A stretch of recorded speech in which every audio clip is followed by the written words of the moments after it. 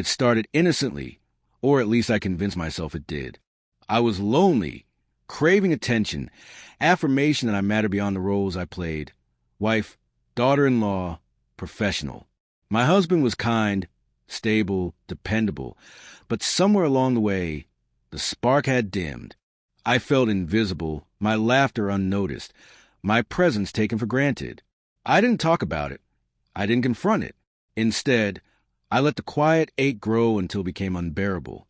And then I met him, not in a dramatic movie-style encounter, just in the blur of ordinary life.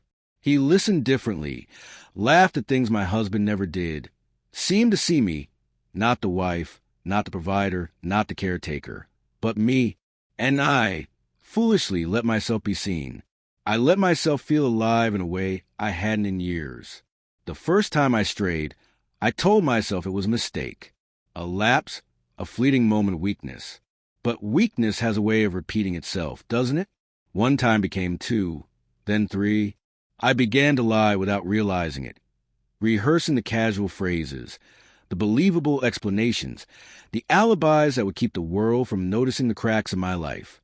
Every night, I went home and hugged him, kissed him, whispered the words he wanted to hear, while carrying a secret that slowly corroded my conscience. Then came the undeniable proof of what I had done.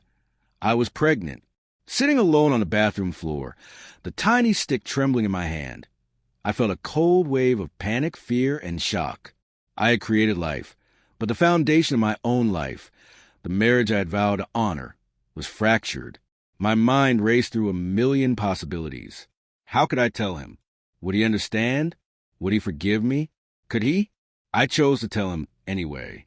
I wanted honesty, at least in that moment, to be my lifeline.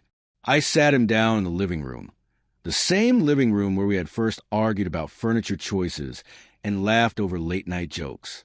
I held his hands in mine, fingers trembling, tried to steady my own voice before I shattered the quiet. I'm pregnant. I began. It's not yours. His hands froze in mine. His face didn't change immediately. The room seemed to shrink around me. I expected anger, screaming, tears, some explosive emotion that would mark the moment for both of us. Instead, there was a stillness, a cold, precise stillness that felt heavier than any shouting could have been. "You're what?" His voice was measured, quiet, almost clinical. I repeated it, and with each word, I felt a piece of my heart fracture. I tried to explain, to justify, to contextualize the months, the loneliness, the mistakes, but there was no ground beneath me, no safety, no bridge, only the vast emptiness of his silence, punctuated by the shallow rhythm of his breathing. "I can't," he said finally, and that one word, simple, small, devastating, hit me harder than I could have anticipated. I had expected pain, confrontation, perhaps even an argument. I hadn't expected rejection so absolute, so final. "I won't take responsibility." For a moment, I felt disbelief. I searched his eyes, looking for any flicker of the man I had married, any sign of compassion, love, or hesitation. There was none, only the clarity of a choice already made.